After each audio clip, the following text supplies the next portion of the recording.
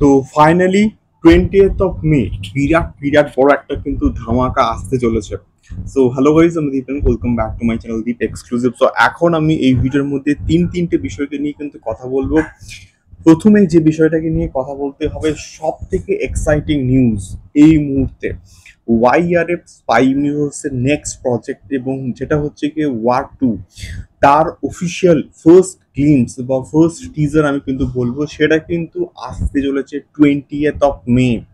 তোমরা একদম কিন্তু কোথাও গিয়ে ঠিক শুনছো, 20শে মে কিন্তু আসছে ওয়ার 2 এর অফিসিয়াল ফার্স্ট গ্লিমস, এবং তার একটা কোথাও গিয়ে হিন্টস আমরা কিন্তু আজকের পেয়েছি। এবং ঋত্বিক রোশন কিন্তু কিছুক্ষণ আগে একটা পোস্ট করেছে, এবং সেখানে এনটিআর জুনিয়রকে কিন্তু জাস্ট ট্যাগও কিন্তু করেছে কোথাও গিয়ে, এবং তার সঙ্গে সঙ্গে 20th অফ মে এটাও কিন্তু মেনশন করা রয়েছে। তো সেই জায়গা থেকে আমরা কিন্তু এটা বলতে পারি যে 20th অফ মে ওয়ার 2 এর কিন্তু টিজার আসতে চলেছে। এটা টিজার হতে পারে, বা প্রপার ওয়েতে একটা অ্যানাউন্সমেন্টও কিন্তু হতে পারে, এবং কোনো সেকেন্ড লুকও কিন্তু হতে পারে, বা গ্লিমসও কিন্তু হতে পারে, anything. But 20th of May সম্ভবত কিছু একটা আসছে ধামাকেদার, এটা তোমরা শিওর শট কিন্তু ধরে নাও। সেকেন্ডলি কথা বলবো আমাদের দ্য কিংকে নিয়ে। তো দ্য কিং এর মধ্যে কিন্তু অনেকের নাম কিন্তু অ্যাটাচড হচ্ছে আস্তে আস্তে, এবং মানে একসঙ্গে এবারে যেন মনে হচ্ছে যেন ঘেটে ঘনা হয়ে যায়। রিসেন্টলি অনিল কাপুরের নাম কিন্তু এসেছিল দ্য কিং এর ক্ষেত্রে, এবং এবারে যে নামটা উঠে আসছে সেটা হচ্ছে গিয়ে জ্যাকি শ্রফ। জ্যাকি শ্রফ কিন্তু সম্ভবত দ্য কিং বলে যে প্রজেক্টটা আসছে, সুহানা খানের ডেবিউ হবে, এসআর কে থাকবে, সিদ্ধার্থ আনন্দ এটাকে ডিরেকশন দেবেন।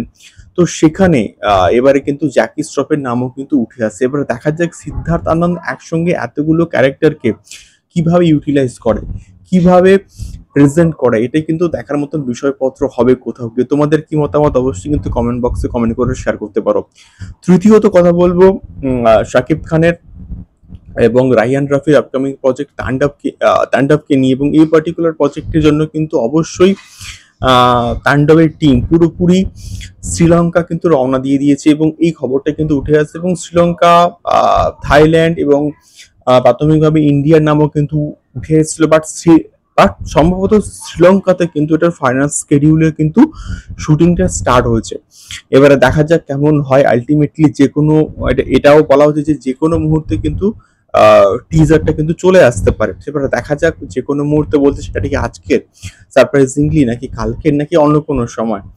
সো এরই ছিল তিনটে আপডেট। তোমাদের ফিডব্যাক জানিও। দেখা হচ্ছে পরবর্তী ভিডিওতে। টাটা।